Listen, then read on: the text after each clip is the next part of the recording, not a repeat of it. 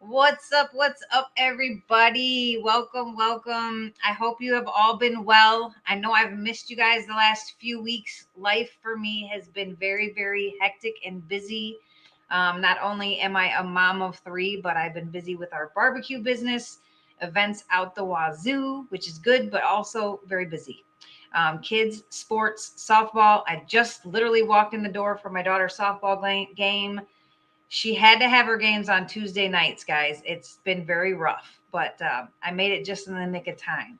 But I'm happy to be back with you guys tonight. Thanks for understanding my busy lifestyle and my busy schedule, but we've got a special one for you guys tonight. Another boxing icon in the building, Hall of Famer Elena Baby Doll Reid. Elena fought professionally from 2000 to 2010. Same era as me, compiling an impressive record of 19-6-6. She has also danced with the best in the business during her career. To name a few, you got Layla McCarter, Terry Crews, Mariana Juarez, Regina Homich, Alicia Ashley, which I also was in the ring with, Ava Knight, of course, at the young age of 19, Susie Tintikian, and Mary Ortega. That's just a few of them, guys.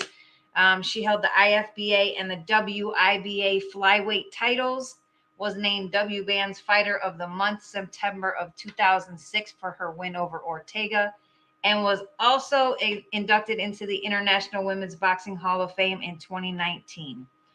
She's also competed in MMA, kickboxing, and boxing, so she's all-around fighter, guys. Please help me welcome in Elena Reid to the show. Hi, thanks for having me. This is Michael, my very spirited 3-year-old. Hi, buddy. Yeah, I mean, I guess I could go grab my 2-year-old. They could just talk to each other.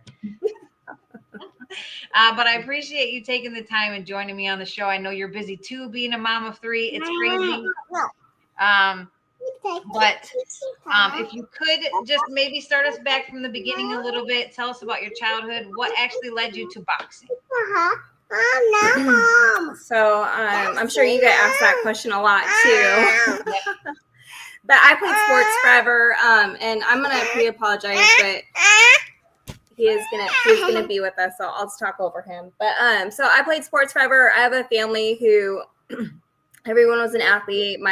Even my great-great-grandma, my great-grandma, my grandma, they all played softball when women weren't playing that many sports. So it was pretty natural to get into sports. I had a friend who kickboxed, and it was bring your friend to kickboxing week, so I went with him, and I just fell in love with it. I love being rough. It always called to me, like being aggressive. It was never anything I was scared of. It was actually something I really enjoyed, and just very natural for me. So I know it's so funny getting into boxing. It fit like a glove. I had always played 3 sports at a time my whole life. Yeah. And so boxing was the one thing that really kind of took me where it was it for me. And so that's how I got into it. I had a family who supported me. I was a Catholic school girl. I think my first fight, I was a senior at St. Mary's. And so I had the priest come and all my friends, and it was definitely not the world that I was in. I didn't have any friends who boxed. I had no family who boxed. So it was not anything I even ever thought about as a young child. But there it was. And so I just worked as hard as I could. I really sucked. I'm going to be honest. When I first started, I had no boxing skill. I did not have the best of trainers, but I worked out really hard, and I knew I just had to be in shape, and that's what I did. I hit pretty hard, which helped for sure, not being a great boxer, and I wasn't scared to get hit. Being hit didn't bother me, which was a good and a bad thing. And after that, I got to move to Vegas, and Chris Ben is really the person who helped turn me into a world champ. Yeah, absolutely. Yeah, I definitely, same thing for me, but did all that for others, but nobody boxed or anything. But yeah, I get asked that all the time. I was very athletic all around. I actually got into boxing because when I was in the Army, we used to have fights all the time. and I got intrigued by the fight nights. So I started doing the fight nights with the club. So then when I got out, I'm like, oh, I'll just do boxing. And then it just went from there. So yeah, it's just addicting. I think it's addicting once you start. Yeah. Thank you for talking over Michael as well. I get it. I totally understand 100%. But you did before doing, you didn't have any amateur career, but you did the kickboxing and karate competitions before, even winning the Arizona kickboxing title at the age of 17. So did you when you started the kickboxing, were you just about with your hands? You thought boxing, or what made you decide to leave kickboxing? It was just another opportunity. I think that was one of my best things as a young person is I just took opportunity as it came, and someone asked if I wanted to get in boxing, and like everything else, I said, sure, why not? And I got into it, and I just kind of was sick of, okay, sorry. I was kind of sick of being kicked, and I felt I had a lot stronger upper body, which really helped in boxing. I might go try to put him in his room. Give me 1 minute. Okay, go ahead. Right. All right. Let's go play here. He's like, no, I don't want to, Mom. I don't want to. Yeah, I know how that is. 100%, because my 2-year-old would be doing the exact same thing right now if I had him sitting on my lap. Only he'd be trying to play with the keyboard and everything else because he's a hands-on person. So he'd be trying to grab everything off my desk right now if I had him sitting in here. I don't know. Maybe they would carry on a good conversation. Okay, I might have a couple minutes.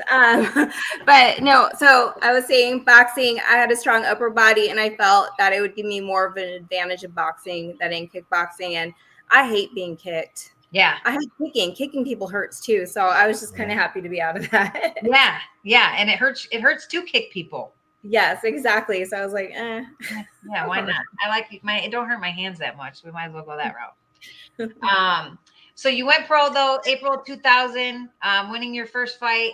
Right after that, though, in only your second fight, you went up against another legend, Layla McCarter. Tell us a little bit about that fight. How did you go to that level in just your second fight? Was it just they gave you a call, or how did that fight happen? Yeah, here he comes again. Again, I did not have the best of trainers, so I had no idea about the business of boxing. That's not even something I ever thought about.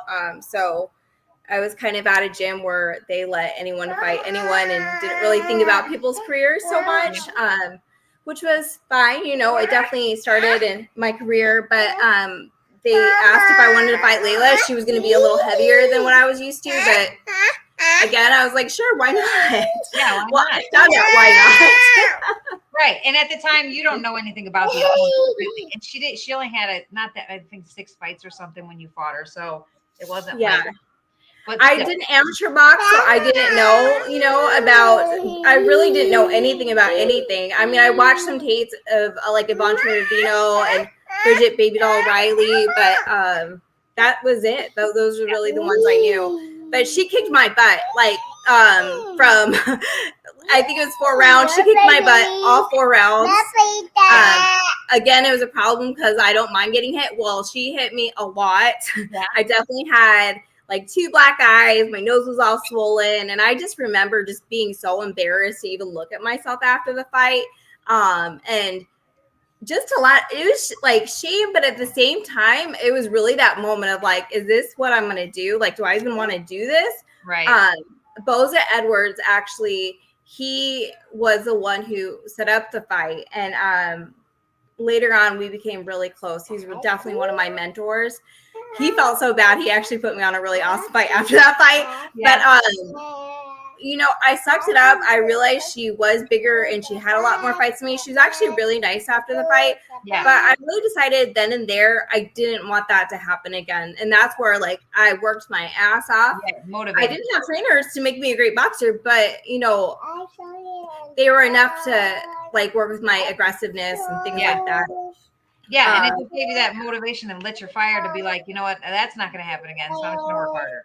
Yeah, exactly. Exactly. Because as fighters, and I'm sure as any athlete, like you just have to completely believe in yourself so you don't even think you can get hurt that badly. Like it doesn't even enter your mind until it actually happens. But Yeah. again, in fighting, you really find the most humble people because we've all had our asses kicked, right? Yeah. Like Yeah. All you of us. don't find that many places. And that's one of the things I really love about being around other fighters is just that Yeah. camaraderie and we have a humbleness to us. Absolutely. Yeah, because definitely we've all been there at one time or another or multiple times. I can remember the fights when I went home and I felt like I was hit by a bus and then people thought I got beat up. Like I was in an abusive relationship. And I can remember people asking me, like, oh my God, like, can I help you get out of this? And I'm like, no, it's not even. Exactly. I did it to myself. Like, Yes. not everything. But yeah. Yeah, it definitely makes you second guess it, but it also makes you work a lot harder next time because you don't want to feel that way again.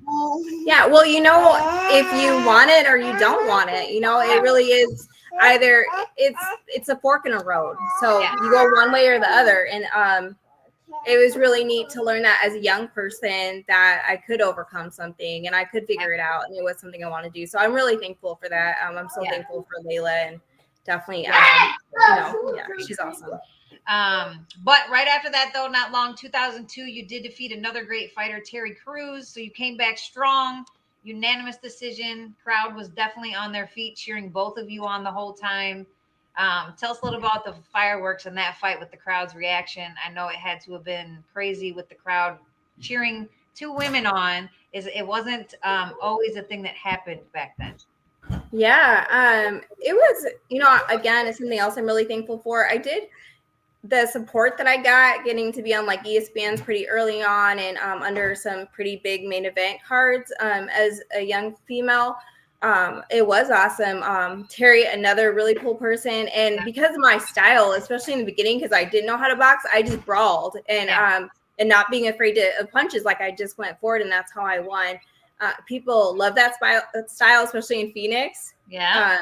And it really helped to launch my career for sure. And there's nothing like that feeling. It's just, I think probably we all have it at least a little bit. There's some control in us, and I feel like boxing is a place where you have the most control, which might sound funny because people are like, are you scared? No, like I can put my hands up. I know punches are coming at me. Like I know what I'm doing and it's you can control the whole time with rules and regulations around it. So it was a lot of fun. I love that fight style. I love, Mary Ortega actually was such a similar fight style.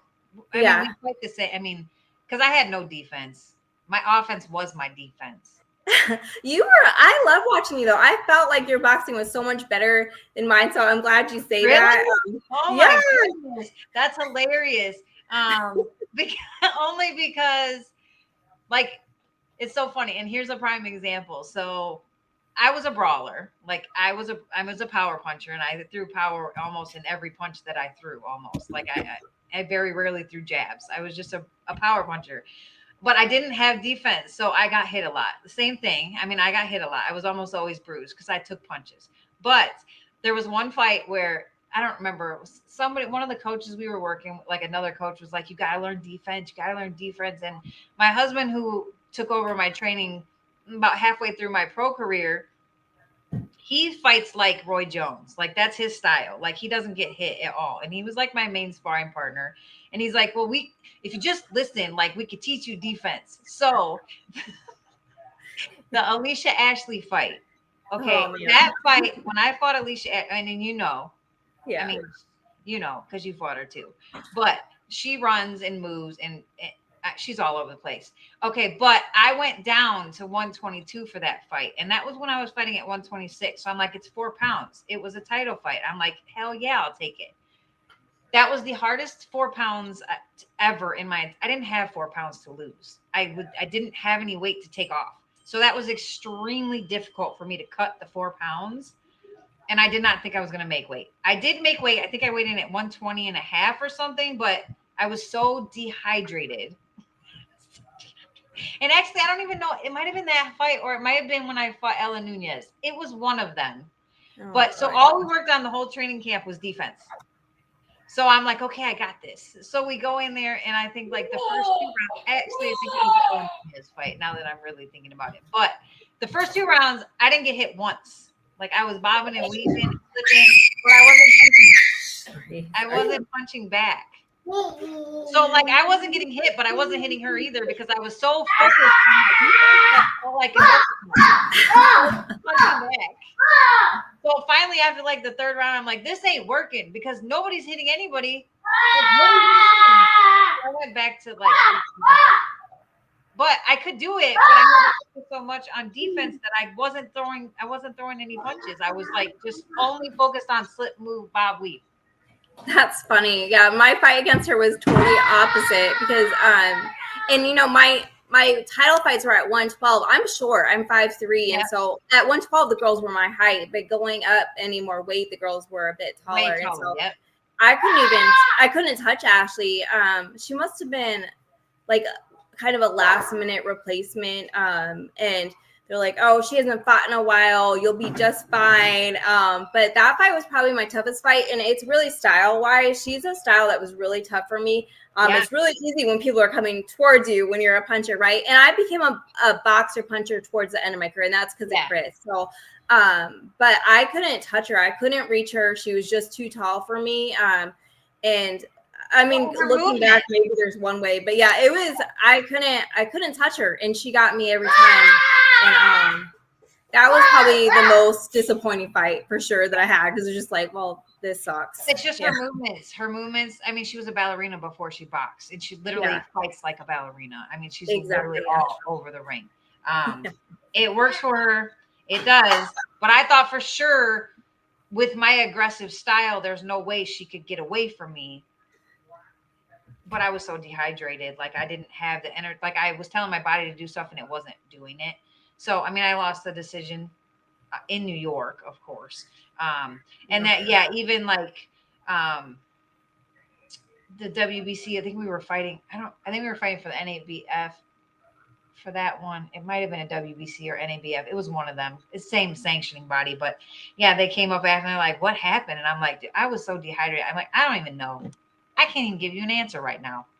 Yeah, because it affects your brain too. I mean, obviously physically it affects you, but your brain controls everything. And I'm on this big brain cake and brain health in both my career and for boxing. And we just don't realize how much dehydrating ourselves also affects the brain. We've never talked about it. So it's really like, you don't even know what's happening. No. And that's why after that, I never did it again.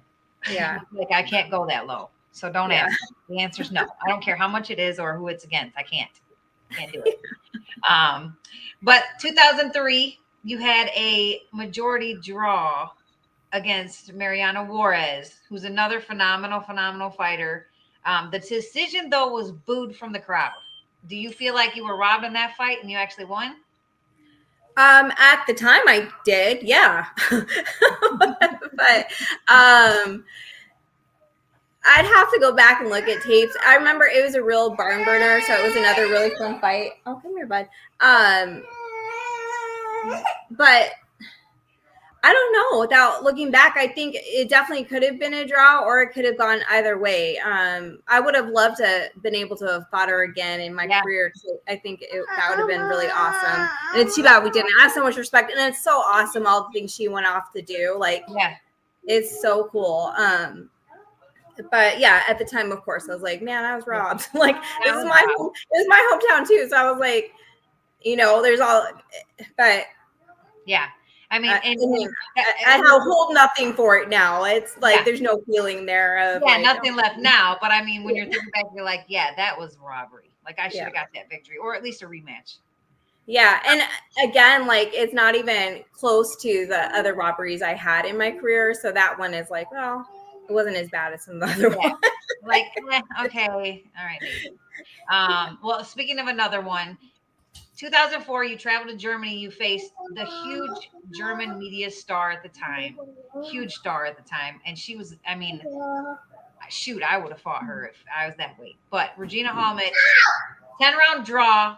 I know for a fact that one, I believe, was the robbery in Germany, the first fight. Tell us a little about the first fight and what do you think happened? Was it just the Germany decision? Yeah, it was definitely another big one in my career. And it was, I think, really my first time fighting for a title, and so I worked my ass off. We watched so much tape, and I really feel like we had such a great plan. So I had so much help from my team. I mean, I think I was like 5% body fat as a female, so it was like all the things, Yeah. right? But I don't even know if she won a round that fight, because if you look back, like I just completely outboxed her, like Yeah. and it felt so good. But then the call is called and it was draw, and I was just so shocked. But what was even more shocking is that the actual crowd, it was like a Rocky movie where they were all cheering for me. They were booing for the decision, which is unheard of because she is their superstar, awesome lady. Yeah.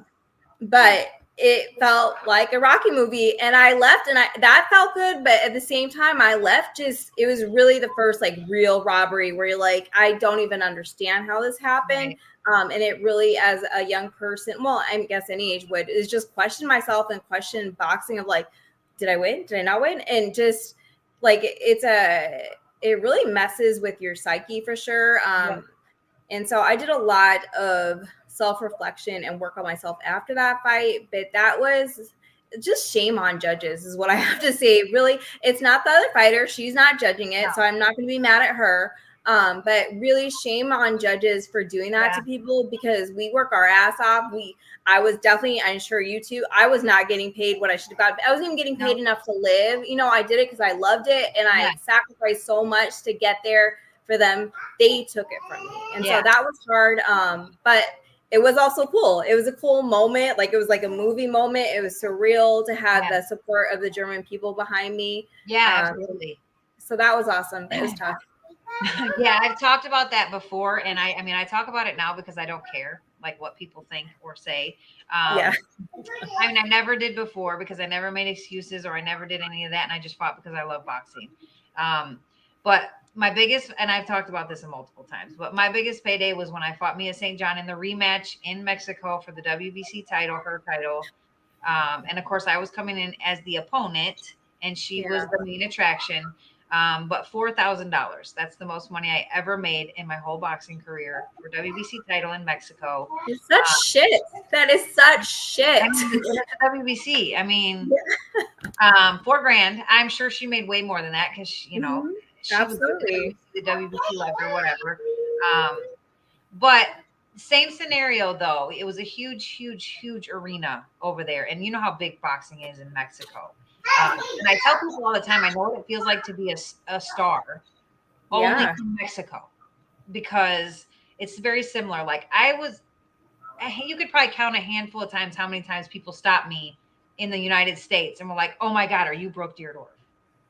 Like, can I get your autograph or can I take a picture? It was very rare. And most of the time it was people in my hometown that knew me because I grew up with them and I lived in a small town. Or like if you were at a big show, people might know because they only know boxing because they're all into boxing. But over there, like from the minute I got off the plane, everybody knew who I was. And I was the opponent. I mean, I couldn't leave my room without people attacking me for photos, autographs. I couldn't go eat. Like you couldn't even sit down and eat a meal because you have 50 people. And I'm like, you know what? Let's just take this to the room. Like, I don't even want to eat now. And I was there for like a week and a half, I think, because of all the press conferences and the public workouts and all that they do over there.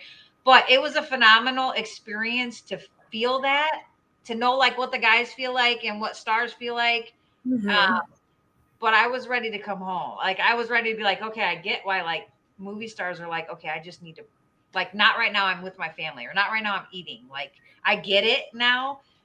But same scenario, like I was being booed the entire time until probably like the last 2 rounds, people started cheering my name.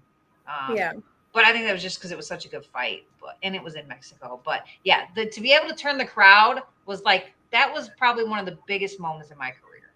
Yeah, it's surreal. Yeah, it is. Like you can't like describe like being booed, like the feeling of walking out being booed, and with like you could hear them chanting their name, and then all of a sudden you'd be like, wait, are they saying my name?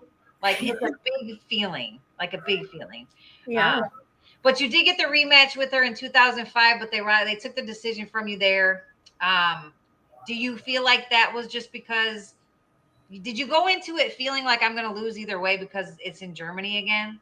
No, I don't think I would. I don't think, for me, it wasn't enough money to be like, well, I'm going to lose. I'm going to do this for the money. There was no money. So I'm going to do this. Right? I'm going to win. And we actually went in with a completely different game plan because, well, I didn't win the first time boxing. And so we really planned to be a lot more aggressive, which did happen. Yeah. It was for sure probably closer because I think in those aggressive fights, they're not as clean. But we still really felt like we definitely took the fight. I had Yep. a huge cut over my eye. It was really fun because I Yep. roared after the cut and I was like Yep. ready to go. And but they took it. A lot of the one of the judges from America came up to me and said he had it like I think 8-2 or something rounds. And Yeah. I don't know. It was disappointing, but I guess it wasn't as hard as the first time because you're just kind of used to it. Yeah. Because at that point, you're just like, well, there's another one. Yeah. So it was disappointing, but like you said, it was still all the experience I got to do. And so I would I'm have gonna loved to fight in Germany. I'm German, so I would have loved to have went to Germany. it's beautiful. I love Germany. I love the German people. Oh my gosh. I had so much fun meeting so many new friends out there. And same thing, right? Like people waiting outside the hotel for you and having drivers and bodyguards. And yeah, I'm with you too. Getting out of boxing, I never missed people cheering for me or like feeling like they love me when they didn't even know me. I didn't miss any of those things. I was fine with it, but it's not something that calls me. So I'm with you where you're like, oh, I just want to go back home where everyone makes fun of me. And right. Yeah. After that, I was like, shoot, I can fight in Mexico every time or overseas anywhere. Like, because they treat them like superstars over there. I just don't understand. It should be bigger here. I just don't get it. And it's still not. Well, you think America, right? We're so like we're just I am so proud to be an American and I love America. But when it comes to female sports, it's really disappointing because we're supposed to be so far ahead of everyone else. And yet we're so far behind. So far behind. And there's no equality at all. Yeah. Tony says they used to say you have to knock them out to get a draw in Germany. I would agree with that because I think everybody I know that fought in Germany didn't get the victory, even though they probably should have got the victory. Yeah. Michael says, what do you believe was your biggest strength that helped you achieve all your accomplishments to date?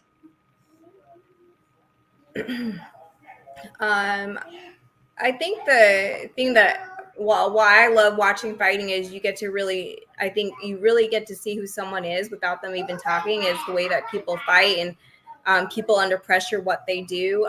And so I think I have a lot of passion in life. And I mean, I'm afraid, like most people are afraid, but I've never let that stop me. And so that's really helped me. And I don't know why I work so hard. I don't know where that comes from, but it's all those things. It's, it's my soul. It's inside of me. I'm a fighter, like through and through. And that's really what helped me. Yeah. He says, do you remember the feeling you had? Everybody remembers that feeling, Michael. Do you remember the feeling you had the first time you knocked someone out? And can you describe the feeling? I think of my middle son because he's so much like me and he's just so happy, like he wrestles and he's so just giddy after, which is really cute because it's very different than some other people. But it was just awesome. I'm aggressive, but I don't actually have like anger behind my aggression. Actually, that's not it at all. So I just remember being like, oh my God, that's so awesome. And my knockout is a body punch. So I love that body punch. That is my knockout, right to the liver. And so, I mean, I'm giddy and have goosebumps right now just thinking about it, but it felt good. It was awesome. I mean, they were okay. I would never actually want to hurt someone where they weren't okay, but they were okay. But still, it's a great feeling. Yeah, it's just, I think it's just the adrenaline, the rush you get, like where you're shocked that like you were able to do that, almost like, I mean, you really get that, and then just like the rush that you get, like, oh my God, like you're super excited. Yeah. Let's see. Pathis says, so against your fight against Stephanie Palmer, would you say that was the hardest you had ever trained for a fight? I don't know if it was the hardest I've ever trained. I do remember I think I was dehydrated that fight, so I had some pretty bad cramps after. um but I would say the fight against Mary Ortega and Regina Hamilton really were, because they were the big title fights. And so that was like, I was up in the mountains, like Yeah. sprinting, and my diets were just crazy strict. And, those were, I definitely overtrained way too many times in my life, and so still trying to find that balance. But no, I trained hard every fight, so absolutely against Stephanie I trained hard. But I would say Regina and the Mary Ortega fight were probably my favorite, where I was really in it. Yeah. Michael says, when you became a pugilist, what was some of your biggest weaknesses, and what did you do or how did you train to improve on those weaknesses? Well, she kind of already said that. Yeah, but I'll say it again. But a funny fact I didn't say, it just came up is actually when I first started, I closed my eyes when people would punch me, just as a natural thing. I don't even know I did it, but I remember my coach taking me to what is it? A hypnotist to help me not to close my eyes, and I think it actually did the trick. But that, and also just not just going into punches, not minding, and that did not help at Yeah. all. Yeah, not caring if you get hit. Yeah. But speaking of Mary Ortega, 2006, you won your first title, the WIBA flyweight title, defeating her, who's another great boxer. But how exciting was that to finally get your first title? It felt so good. It was really neat too, because you could actually bet on the fight, like back in Vegas at the MGM and different things. And so I just thought that was awesome. It was in beautiful Tahoe. And Mary is a badass. He So it is. was, oh my gosh, we like totally got along before the fight, which I had never really done much of, but she was just so nice. I was like, okay, well, I'll, be friendly back. But then the fight, it was hands down my favorite fight, because she hits really hard too, and she Yeah. comes forward. So it was a really fun fight, because I got to box but also be a puncher, and so it was just such a great style for me. And I think people were really on their toes. I remember the commentators, and I love Tony Rosenthal. He was the who I comment. love, and he's so Yes. great. And I'm sending him all the positive thoughts, but something happened management wise before that fight. And so I remember him like actually calling the fight and watching it, and him not having me winning. I'm pretty sure, which is really funny, because it was my favorite fight, probably my best performance. And it was just, I can't even describe it. That was just, if I could watch one fight for the rest of my life, I don't even watch my fights, but if I did, that would be the one fight that I'm excited to show my boys someday. Yeah. Yeah, because it was phenomenal. Yeah, it was. But the win over Ortega, though, you were also named WBAN's Fighter of the Month for September 2006. I mean, I don't know about you, but for me, every time I got an honor from WBAN, like I lit up, because I think WBAN is the only outlet for females. It has always been the only outlet for females. Sue Fox is amazing, covering all of the girls. So anytime I got anything Fighter of the Month or anything mentioned from her, like I was like, oh yes, like they noticed. So how did that feel for you to have the honor from WBAN? Same thing. And all honors are just so great. But same thing. I remember being just starting and knowing, like, always looking on WBAN, because that's where you would find Yeah, stuff. And so there was never a time like we didn't have their support, and you never questioned what their motives were. They were really just there to support. It wasn't like some weirdos like yeah, just liking the way you looked, or right, anything like that. And so exactly. it was a lot of respect. And I mean, I'm just so grateful that they were around to support us in such a beautiful way, and to show before it was even cool that women support each other. Yeah, absolutely, Yeah. totally. Um, so 2007, Temecula, California.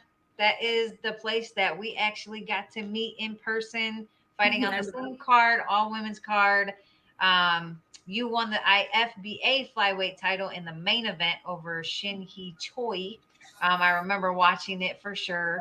But tell us about your experience on the all female card. We did, you were aired on the Best Damn Sports show, so that's another big win for women at the time. And I thought it was just awesome fighting on an all female card. And there were so many great fighters on that card. So Yeah. I talked about that fight a million times. You feel experience with that card. Yeah. To be 100% honest, it wasn't my favorite fight. I don't feel like I performed that great. I mean, I got the win and that felt good. But I think in that time, it really was styles for me where I would let styles kind of dictate how I fought. Right. But another beautiful, awesome athlete out of, Korea. I think she was, sorry. Okay. He's playing with the kitty cat and, he's got Fighters for Parents, so he is also very animated. Yeah, but it just felt good to be Michael, babe, to be in America and to be main event on Fox Sports. I mean, that's awesome. Now, I mean, I get, when I talk about things, that is something that I get to talk about. And also, they brought in a girl from Korea, so it felt legit, where I think sometimes in women's sports it didn't always feel legit.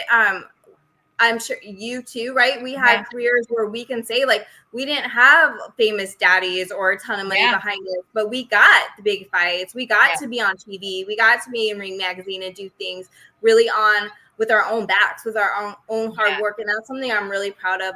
And that's how that fight felt, we got ourselves there. And so that was really neat. Yeah, especially not have, well, one, nobody that helped us get there along the way, and two, like I know I didn't have like promoters, managers, like all that stuff. I didn't have none of that stuff. Like I did it all. Like my husband and I, we did all of it ourselves. We had nobody. So yeah, to be able to get stuff like that, I mean, which is another reason why I didn't get paid at all, because like I didn't have anybody. I mean, we did the negotiating and we tried, but they're like, well, it's either this or you don't fight. Yeah. I mean, so you took the fight because I wanted to fight. But yeah, I mean, that was the one downfall of it, but yeah. But so to be able to get that far, not having anything at all behind you, I think speaks more than having somebody behind you, like doing it for you. So I don't know. It's a good boost. Another big draw, though, that you had, Ava Knight, at the age of only 19. She is another phenomenal fighter. I had her on the show not long ago. But tell us a little bit about what it was like fighting. But she's not done. Did you know she's not retired? Oh yeah, no. I'm around people who are supporters of her, and obviously when I go to Vegas, and just always had a lot of love for her, and just remember her even before we had that fight, just meeting her, and I think we sparred a couple times. Yeah. But yeah, she was really up and coming. She wasn't getting any really chances. No one was fighting her even back then. Yeah, no. So crazy. Nobody wanted to fight her back then. But she was a lot of fun. It was fun to fight her because she's a boxer. I actually did a sparring session. Well, it was sparring, but it was like a fight. So it was like a smoker with Kalisha. And so I kind of always put those two girls together, Kalisha and Ava, because they're just so talented.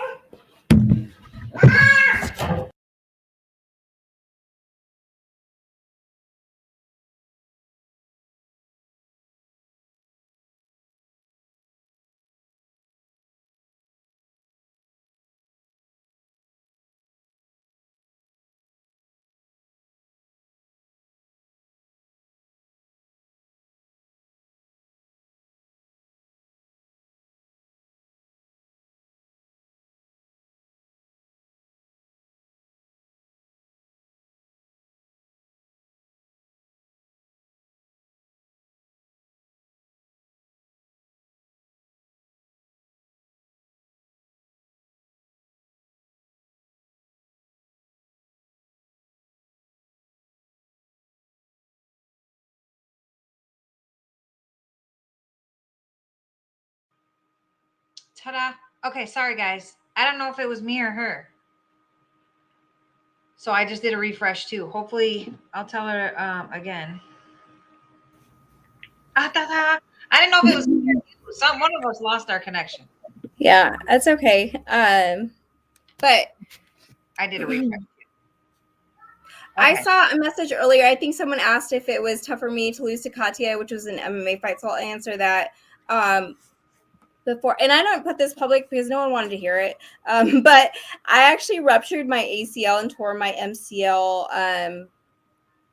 Not just right before that fight, but I had a big boxing match a couple weeks after that. And so I actually had to take the MMA fight because I had been training for so long and I needed to get paid, which sounds so horrible. I put some lidocaine on my knee because it was so painful. I couldn't even spar before the fight. But talk about the stupid things we do, right? Like, yeah. And so I did fight the fight. I got down. I couldn't get up. Like my knee, like physically, I couldn't get up. So it was tough because again, it was another last minute, like, where they switched up the fight. It was supposed to be a really easy fight. It was not an easy fight. Yeah. And so it was tough for me. It was really towards the end where, like, just business wise, it was tough to stay in boxing because it wasn't paying the bills. And I was getting ready to, like, really ready to get married and have kids. And as much as I love boxing and it was such a journey for me and I had so many experiences, it didn't feel responsible to continue. Yeah. Which is so sad, but that's just the truth. Yeah, I mean, it is. Like I said, I mean, we talked about it a little bit before, but I retired after I had my second daughter just because I had 2 kids at home now and I wasn't making any money.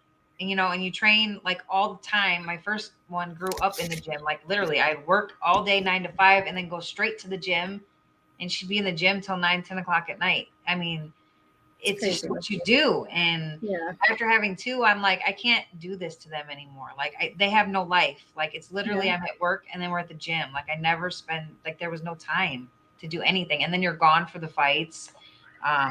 So that's why, and if had I been making money, it would have been a different story, but I wasn't. Well, because then you're away from your family, but it's to support the family. And that's even with work, right? If I'm going to be away from my family, it's got to be worth it. Right. And I don't know how you did it. God bless you. Because I got married after I retired. And it was really the reason why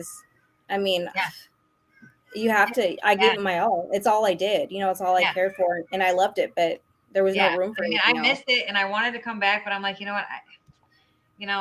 It's a dangerous sport. One, I mean, anything can happen.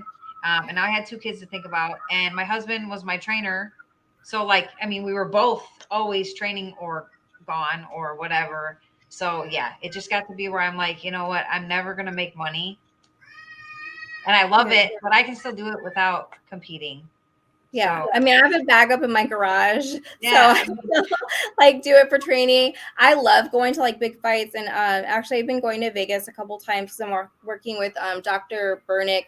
He does the fight study. And so that's where they do the MRIs on your brain and all about brain health. And so that's been really great to get to advocate in that way, in a different way, and try to help the sport as best I can. But I don't know. I'm sure you feel the same way. I kind of, maybe sometimes I miss it, but I worked so hard and really gave it my all. And now in life with my 3 children, and I run a nonprofit where we work with homeless aged out foster youth, that I really took my passion from boxing into passion in other things in life. And that's really what helped me. Yeah, definitely. I mean, I miss it every day. I mean, I can't sit there and say that I don't miss it. And there's some days that are worse than others where I'm like, man, like I want to come out of retirement because I can have all them belts. I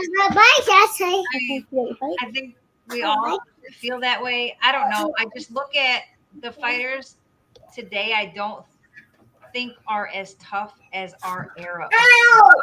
Like that's how I honestly feel. Like I feel like our era and before were like dogs.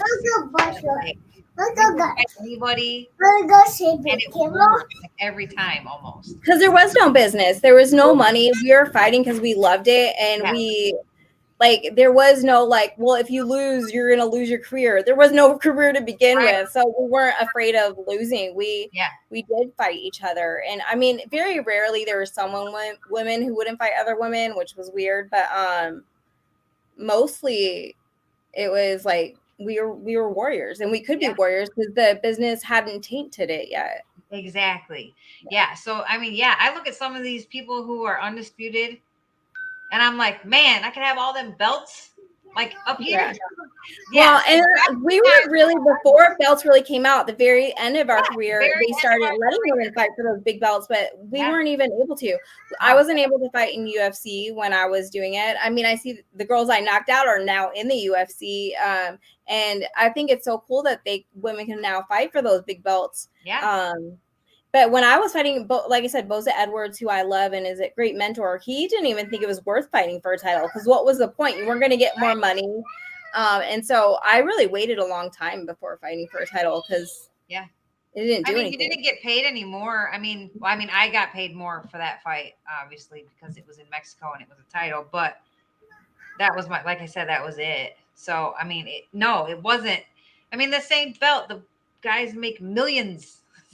So it's frustrating. But we've all talked about that a million times. Yeah. But also, you were inducted into the International Women's Boxing Hall of Fame 2019. Congratulations, a couple years Thank before me. Um, Tell us about the phone call though that you The got. phone call. Yeah, that you know, and what that means to you being in the Hall of Fame. Yeah. it was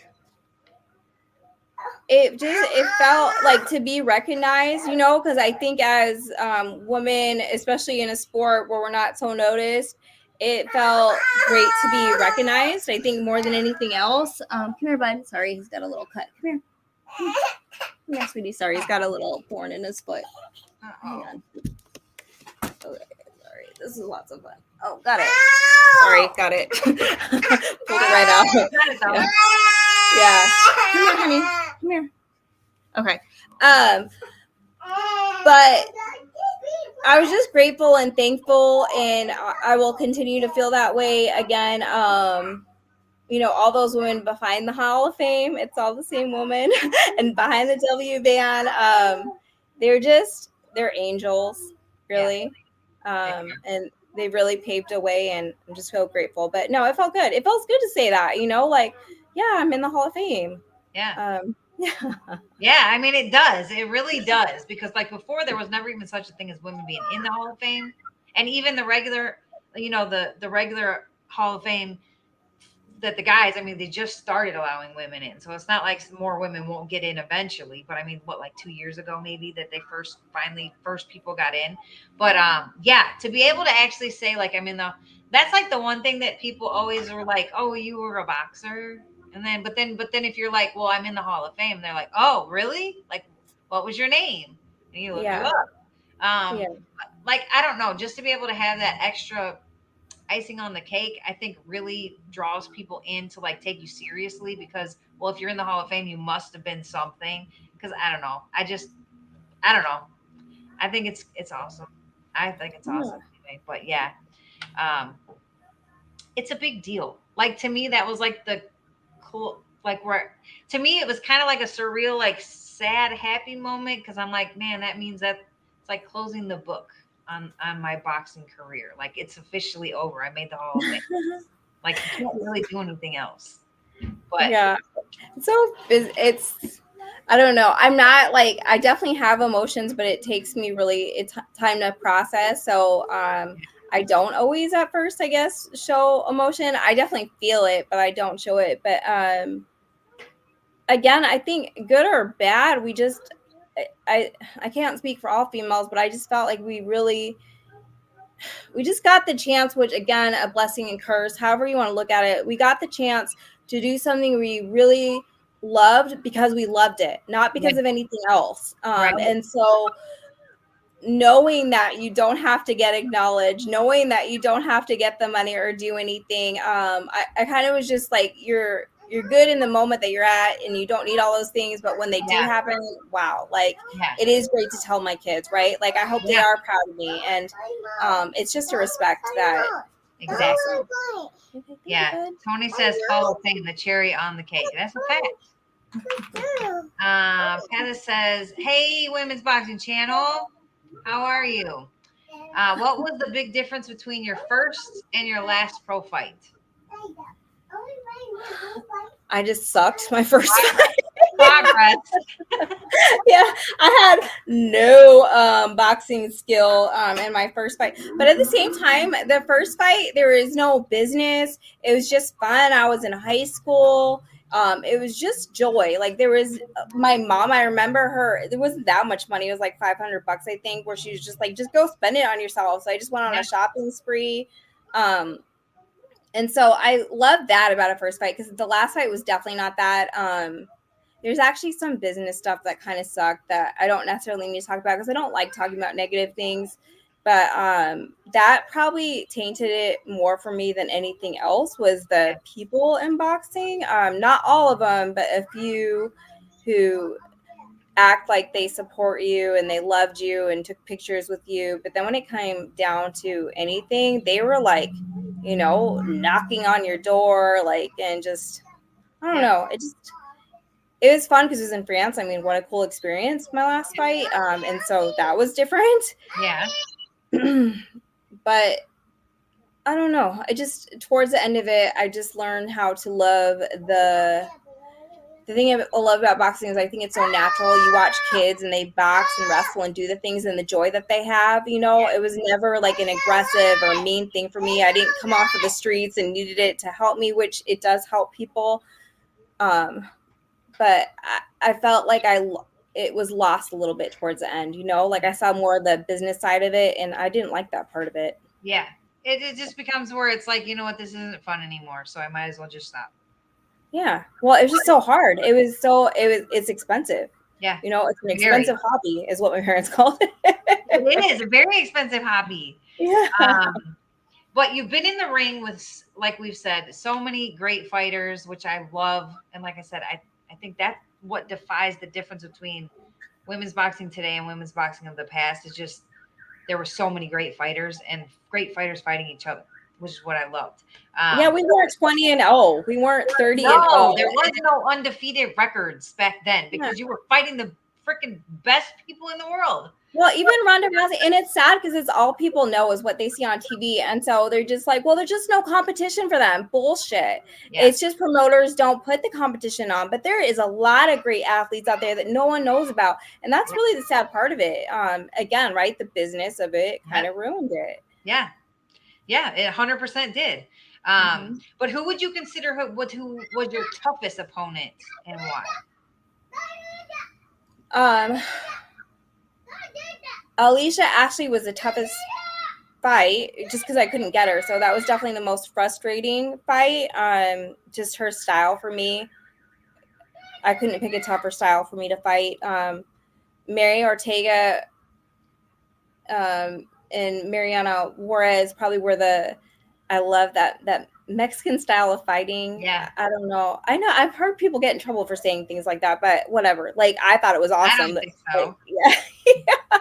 I mean, I always have been like, oh my God, it's a Mexican fighter. You better have your shit together because it's going to be a war regardless. Yes. And so I don't know. I just love that. So Mary really brought the heat and I was ready for it, which made it great. But if I wasn't ready for it, I mean, she'll cover you. Yeah. It's been a whole different story. Yeah. But I know we talked about this. I don't know if you watch my shows, but I ask everybody this, and hopefully you'll come clean with us, and some do and some don't. But what we just kind of talked about a little bit. All of us females have been through so much BS in this male dominant sport of boxing. I've talked about a lot of the things that I've dealt with and been through that I shouldn't have had to go through if I were a man. Can you tell us some of your stories or things that you've had to do or go through that you just shouldn't have had to deal with? Sure. Yeah, it's funny because I've actually been asked to do stuff with like local news, like telling my story and stuff, but they never actually want me to tell the story, right? Like they only want no. This is the no holds barred. Yeah. We tell the stories. No, absolutely. So I learned at a very young age, even before the age of 18, I was definitely taken advantage of by a male trainer. And it really taught me a lot. So, like I said, I wasn't even 18 when it happened, but when I had a contract with the trainer, and I wanted to get out of training with him, right? And so he was saying that he would not, him and his wife, they were together, said that they would not let me out of the contract. And so my uncle was my manager, and my uncle's really, he's like my dad. He's my best friend, and owns his own CPA business, really smart man.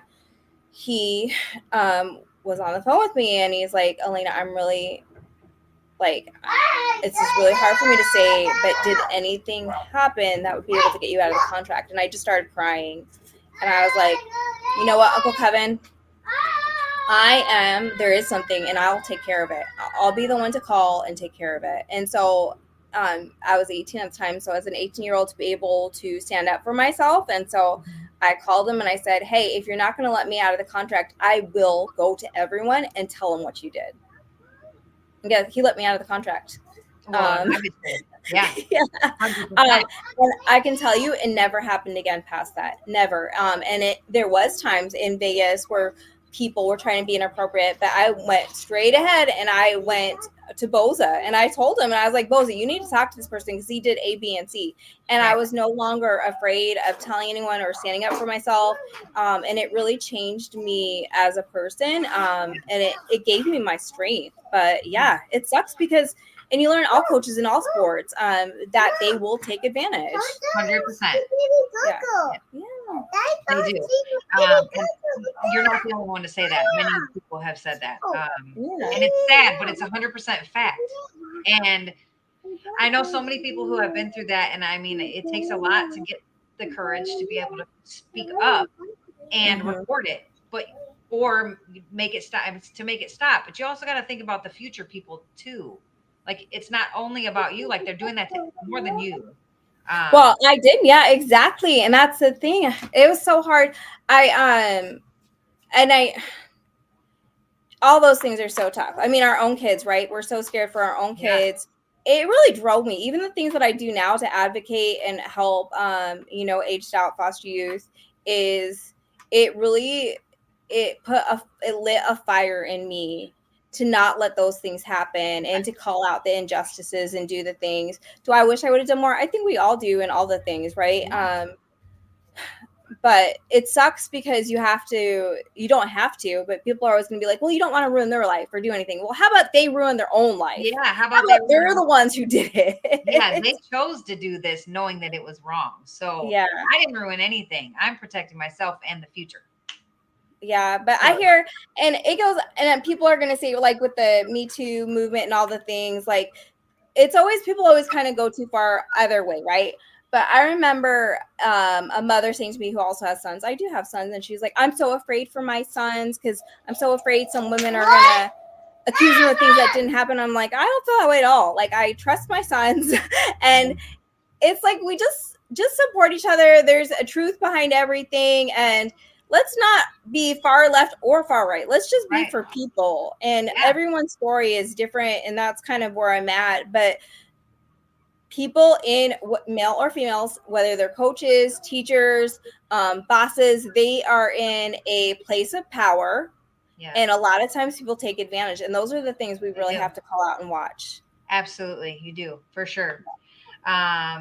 Pathis says, when would you say you started to really respect boxing as a sport? I think Chris Benchov-Shavata, who is really, like I said, the coach who brought me to being a world champion, because he was such a perfectionist, but he was also so kind, and that's just what I needed, because I worked so hard. I didn't need someone to bust my ass. I was already busting my own ass. But he really taught me that whole, like, it takes 5 years to learn boxing, and just, like, he broke it down, like, on how, like, body physics and how things work, and really made me see boxing in a different way as boxing, right? Like, to see the sport of it. And he made me fall in love with it in a completely different way. And it really fit who I was. Sorry. It's okay. But I I don't know. I just never wanted to do anything again unless I was like great at it. He made me feel that way. And so that's how I'm with anything. I didn't want to teach other people boxing until I really felt like I understood it. And he really made me understand boxing. Yeah. Yeah, but that's good though. That's such a great thing. Women's Boxing Channel has tuned in and said, Elena, I think you did an incredible thing by drawing versus Regina Halmich. I think you missed this Women's Boxing Channel. We talked a lot about these fights earlier, but I don't think you were here yet. But because as a legend of 54 1-1 with 16 KOs, that loss she had was only because she was forced to retire through a bad cheek cut. So in reality, you and you alone are really the one fighter to ever take a result against her. Yeah, with the draws. Plus, of course, it was a split draw. It was. And we talked about that a lot earlier. I mean, I'll let her touch up on it again, but hello. But we feel she won both of those fights, especially the first one 100%. Was definitely should have been her fight. And the rematch, probably the same thing, but we'll let her talk about it. Yeah. Just like you said, and just like I said, you know, the first one, it was really a boxing clinic, I felt like, and that's what we did. And it's funny because we were told that's what Europeans liked, and we definitely won over the German fans that fight. And even Regina was actually really respectful to me. I got here, oh, thanks. But I got on the map around the world, so not just in the United States, but around the world from that fight, and people definitely took notice. But it changed me. It took some life away from me. It took some of my confidence, just because now it doesn't matter what you do. It's really all what those judges like, and they can take it away from you. And so that was the first real realization of how that could happen, and that hurt. And I think it would hurt anyone, because it's like no matter what you do, which, right, the whole American dream, the whole thing is like you just work really hard, do everything you're supposed to do, and it's gonna work out. Well, it did not. It did not. As far as the fight, obviously in life it worked out for me. But yeah, that was. Yeah, really, and I've said it a million times. If you don't win by knockout overseas, 99.9% of the time you're losing a decision. Mm-hmm. And it's sad, but it's true. Yeah. And I know that for a fact. I've been there. It's the same thing. So many German results went German's way. LOL. Facts. In your opinion, what should be the amount of rounds and minutes in rounds for professional women's boxing? That's funny. I actually just Eric, who is matchmaking now for Amanda and the guy who promotes her, asked me to sign something about the 3-minute routine round, which I 100% agree with. And I can tell you, it was really tough for me to only do 2-minute rounds, because it's like a sprint versus a marathon, right? Like you only have so much time. And then once I learned how to box, like 2 minutes isn't enough, because you're like setting things up. So I think it's so weird that they have men and women do different things, because we're so much more alike than we are different. And so I don't understand it. Even the things that people put out there, I don't agree with them. So I think if we are professionals, we should also fight 3-minute rounds. Yeah. I don't think it'd be, if anything, it'd be safer, because you're not forced to like bum rush and like sprint the whole time. You know, you're not forced to like be 100%, like to be going 100 like speed, max speed the whole time. Yeah. Because there isn't time for anything else. Which though, in reality, is why I always say women's fights, which I think would be the same way even if it's 3 rounds. But I have never seen a guy fight. Okay, if you have 2 good women fighting, I can't say that because I've seen some really shitty ass women's fights. Most of the ones that were aired back in the day that shouldn't have been on air because they just made us look like shit. Those ones, okay. But if you have 2 good women fighting, yeah, it's like a sprint the whole time. But women's fights are always more action packed than men's, every time, hands down. And I've always said that. I think a lot of that has to do with the 2-minute rounds, because we are like on a crunch. But I still think it would be the same way in 3-minute rounds, just because I don't know, we're built different. We don't care Well, about also, winning. I think, if you think, I've thought about all these things a lot in my life, but you think like in the animal world, a mother, right? Like a mother of her, a mother bear, a lioness, whatever it is, they are the ones who are scary, right? Yeah, Like, and so we have that protection or whatever it is. Like, yeah, even me now, like, I scare myself sometimes. Sometimes I'm embarrassed about how, like, I want to protect my children and I'll yeah, do anything. And so I think we're born with that innate, like, whatever it is you have to think when you're there in the ring, yeah, we've got some we've got some of it in us, and yeah. it shows. It definitely does for sure. Women's Boxing Channel says what you face with Homage is what Sandy Ryan is going to have to face versus McCaskill this Saturday against the Florida officials. I mean, it's yeah, from being Sandy's from overseas, but McCaskill is also not from Florida. She's from Chicago. I would hope that it's fair judging, but I can't ever say anything because I've seen so many robberies in my day and time that I wouldn't put anything past any of these friggin' judges. Yeah, Um, you always hope. I always went into it when I go to New York. I never thought that it would happen to me, but it doesn't matter. If you go yeah, into a different state, there, yeah, you're right. And it's just so unfortunate. I am working with a fighter committee outside of the ABC boxing. And so those are kind of all the things that we're looking at putting change into because it yes, has ruined the sport. And so we've got to figure out how to demand get fair better. judging. Yeah, Hmm. Hmm. heck, 100%.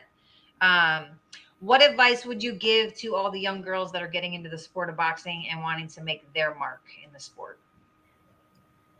Oh my gosh. Get out. No, just kidding.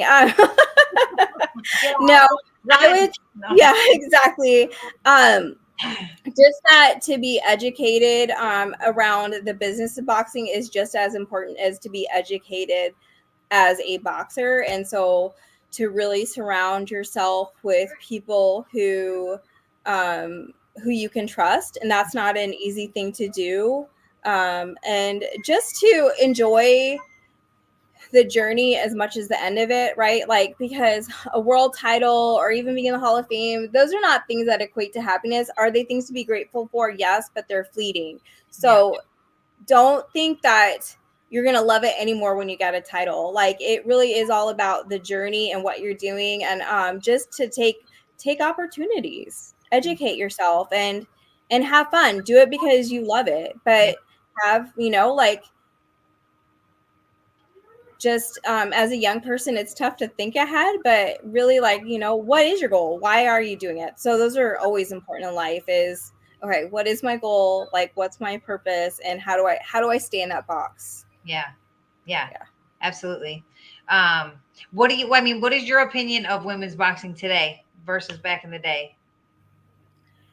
I think it's finally starting to come back a little bit. I feel like when we were in it, we were right. We were like ESPN, Fox Sports, and it Yeah, was kind of like a buzz about it. And then it kind of died for a while. And I've seen some write ups on this too. It's coming back, but like you said, I'm seeing, well, it's always been that way, but they're just kind of one off stars. So I think MMA also is helping because they also embraced women. So, which is so funny, but right, UFC embraced yeah, women's they back always when they have did. though. Yeah. I think I'm hopeful. Oh, good job. I'm very hopeful for women's boxing. Katie Taylor is out there. Amanda Serrano still doing her thing. And there's hope right now. I can't say we're quite there yet, but there's definitely hope. Yeah, I agree. Yeah, I mean, we can see maybe a light at the end of the tunnel eventually that will get a little bit more equality. It's on the right path. So, Yeah. I mean, it feels good that we helped pave the way for it to get to Well, where it is. people and women weren't allowed to go to fight in England. They weren't allowed to fight in the Yeah, Philippines while we were still fighting. So that was all still changing. So that was neat we can say we were a part of that. yeah, So it's evolving, not as fast as I would like it to. And I do hope to see the 3-minute rounds and see how that helps the sport. yeah, yeah. I'm Hmm. excited to see that for sure. Yeah. Um, who was your role model or your icon in women's boxing? So Bridget Baby Doll Riley was one of the first like tapes. It was a tape I watched. Yeah. Oh, I got plenty of tapes. Don't Her and Yvonne Trevino, which I actually later got to do like a smoker against Yvonne Trevino, which was really cool. But because they were like really the first woman I saw, and they actually came from kickboxing, like I came from kickboxing. Yeah. They're one that I looked up to for sure. Baby doll, right? Like I was baby doll. Yeah, She wore pink. It was she so was cute, and I just love that about her. And Christine Martin, I've got to meet her, and she's actually helped me out with some of the nonprofit stuff. There was something I loved about her aggressiveness. I wish she would have pushed women's boxing a little more while she was in it, but you know what? That wasn't her job, and so she did what she did, and I thought that was awesome. But she was another one that I looked up to. But I mean, yeah, those are kind of it for me, like the ones I really looked up to. And then as I was coming up, there was so many, like Daisy Lang, just as friends, and you know, like you said, Ava, she was so great. I don't know. I'm sure you too, right? There's just so many friends you made because they're just like such awesome chicks. Yeah, there really is. And I mean, almost everybody I fought, I mean, afterwards, I mean, I got along with fine after the fight. I mean, there's very few that are like, I don't know. I mean, Chevelle Hallback was the big one for me. And that was just because, I mean, I always looked up to her and she was one of my icons, but meeting her in California on that fight card, we became very close after that. Yeah, she's awesome too. Yeah. Like she was such a great fighter. Yeah, and I mean, we became very close after that. She even went with me to Mexico when I fought Nina. Oh, okay, that's awesome, bud. No, sorry. I don't force you, Grandma. Okay. I don't you, Grandma. Okay. Okay. Sorry. I don't you, Grandma. I'm giving you a pause. Yeah. Oh wow, he ruffs. Yeah, he's talking to me. Just pay attention to me for 2 seconds. So I see the one. What was your biggest struggle preparing for a fight in a different weight class? I didn't fight too much out of my weight class unless it was last second. Then there was nothing you could do, so it wasn't like it was tough.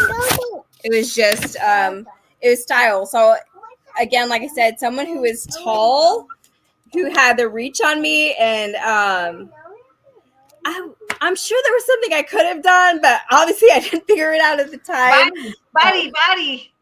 Yeah, like if someone didn't engage with me and they were just running for me, as far as like weights, that was probably the toughest thing. If they were like just big, but they weren't so tall or didn't use their height to do that, then it wasn't so bad. But that was probably the toughest thing weight wise. But as smaller females, we were always constantly, you know, fighting guys who were much bigger than us almost all the time. So it wasn't anything new. Yeah, that's a fact. Because I'm only 5'4". So I mean, you're not much shorter than me. Women's boxing is bloody fantastic to speak with all these great fighters from yesterday that Brooke brings through. You know what? We'd never ever get to chat to you had it not been for like Brooke. Lovely to see you live. I appreciate the Women's Boxing Channel every single time you're here. I appreciate the compliments, and yes, that's the point of the show. So everybody can hear all these amazing stories because they will help people. They will. Is there anything we didn't talk about that you would like people to know or that you would like to talk about before we wrap it up? Oh my gosh, there's so much. But I will say that my big thing in life right now, and I have had MRIs, my brain is very healthy, thank God. But just to all the fighters out there who are still fighting or retired, just how important our brains are, and you know, just to help rally around to get more education out there on concussions and CTE. And as fighters, or as all athletes, right? Like our bodies are a temple. They're so important. But guess what? Your brain controls all those things. So we need to talk about brain health and get that education too.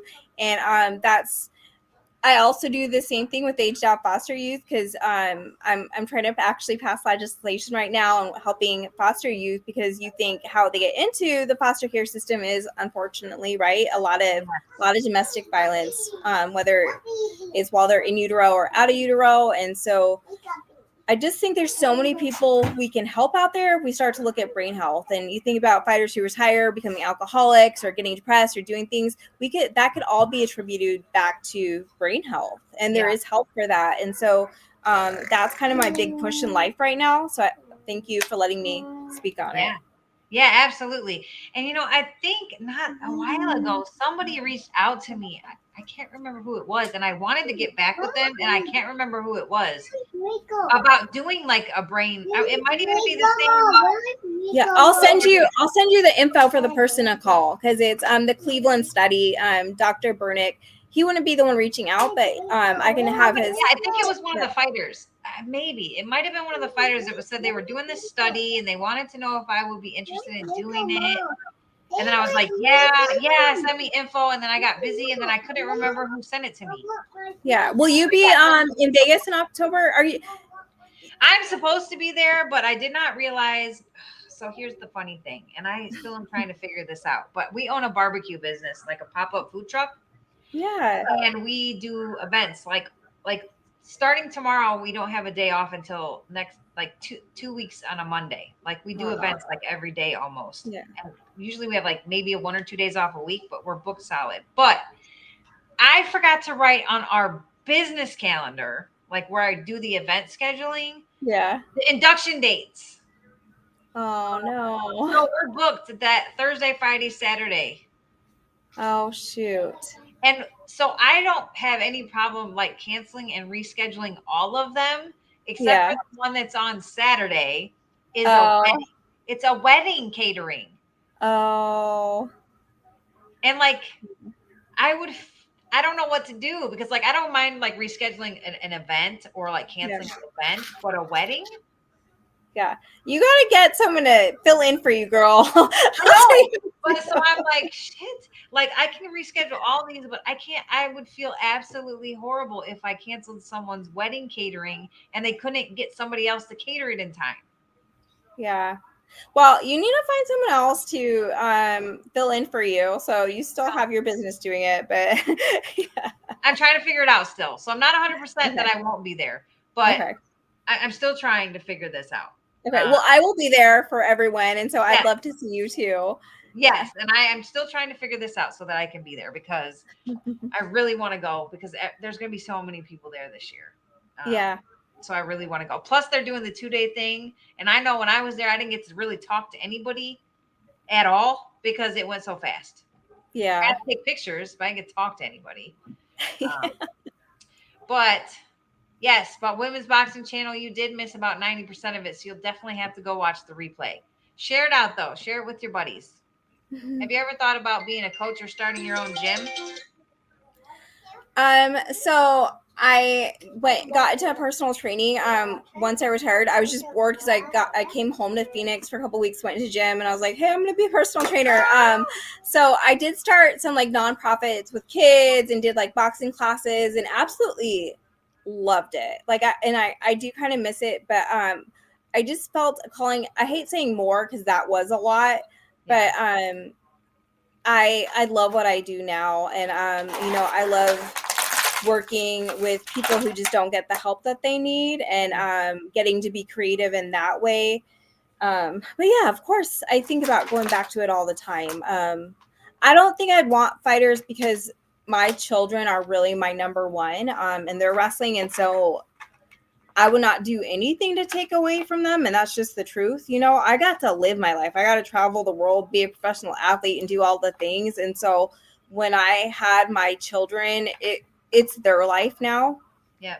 And so I don't think I could put the time that it requires into a fighter. Yeah, I agree 100%. I get asked that all the time, and I'm like, and I even have people ask me about like teaching their daughters to fight, and I'm just so busy, one, with work, and now I do the podcast, and then like my kids, I mean, my daughter, obviously my older one lives on her own now, and she's older, but my 11-year-old plays sports, and and I just don't have the time for it, and I don't want to take any of the time that I do have away from them. So it's not that I don't want to, it's just I just don't have the time for it. But yeah, I love being a coach. It was such a natural thing to do to help people. So yeah. But same with you. my children are now wrestling and competing, and Yeah. that's really exciting to kind of be along that journey. I Yeah. like it because they don't get hit in the head. Yeah, they don't get punched. People always ask me that. I mean, do you want your kids to fight? And I'm like, no. I would never tell them they can't if Same. they wanted Yeah. to. I would never say no. But I would encourage it. I always encourage all my kids to learn it for self-defense, but I never try to encourage them to be a fighter. Yeah, exactly. But I wouldn't tell them no if they asked. Yeah, I really love wrestling because you get that same camaraderie, like in the gym and hard work and all the things, but you don't get hit in the head, which I'm really a big fan of. And then also just all the, like, you can go to college, right? Being a wrestler, and there's just a lot more opportunity there for that. But there's nothing like, I do miss being in a boxing gym. If there's anything I missed about boxing, which is funny, it's not the fighting, it's not the doing that. It's just being in a place where there's a real pecking order of respect, and especially as a female, and even in the business world, right? Is that it's not what you say, or because you're a female. If you are tough and you fight people and you do the things, you're gonna get the respect from people, and that's from lawyers, judges, like whoever, from other like world champion athletes. You get the respect without asking for it, and you don't get that as a woman anywhere else, which really sucks. I hope things are changing in that way. But no one can question it because you're showing them, right? You're showing them who you are. And so I miss that. Absolutely. I miss that. Absolutely. Women's Boxing C. Last one, guys. Last one. Women's Boxing Channel says, I feel this is a great point. Could it be a real negative for women's sports that women are way less able to give back as often as the men do because they engage with the kids way more? And that's just because we're mothers. Yeah. Not all people can be mothers. So let me go ahead and say that first. And not all people want to be mothers, and that's okay too. Do I think? No, it's awesome. We get to have kids, so I don't see any negative side to it. We got to live and be in our world and do the things we did, and then we got to live another life and be a mother. So I don't think so. And if as a mother, you could still choose. Not everyone's going to think the same way we do, and that's okay. They might want to give their all to boxing. So we can't speak for everyone. I just know that's a personal thing to me. That's a personal thing to you. Right. But I don't think it's an every woman thing. No, it's not. Yeah. No. But yeah, I mean, it is what it is, and that's the life we chose, and I'm happy with that now. Yes. It is what it is. But tell everyone though before we leave where everyone that's watching can follow you on social media. So Instagram or Facebook, it's Elena A. Reid. So Reid. And please follow me. And I do hope to start putting more stuff on there. Like you, right? We have young ones. My son just turned 3, so it's kind of like you're just keeping them alive for a couple years. Is like your focus. Scroll, but not post very often, unless it's about the show. That's about it. But I am excited because I have gone to Vegas a couple more times where I'm getting to advocate for boxing more and do things. So I do hope to have more of a presence. So I'd love to hear from anyone. Yeah. Absolutely. All right. Well, I appreciate that. Thank you, everybody, for the comments. Thank you, Pathias Women's Boxing Channel, Michael, Tony. I think I got everybody. If I miss anybody else that commented, I appreciate you all. Comments make the show so much more fun when you guys ask questions. So I appreciate all of you for watching. Been great to see you, Elena. Take care. Yes, Women's Boxing Channel. Go back and watch the show. Let me know what you think. Awesome. But thanks again for taking the time to join me. Tell the family, everybody I said hello. Send me the info. And it was such a pleasure to listen to your story. I appreciate your time. Absolutely. Same to you. And I hope to see you soon. Yes. Hopefully we'll see you in a few weeks. I'm still working on that. Okay. All right, guys. Good night. Women's Boxing Channel. Thank you.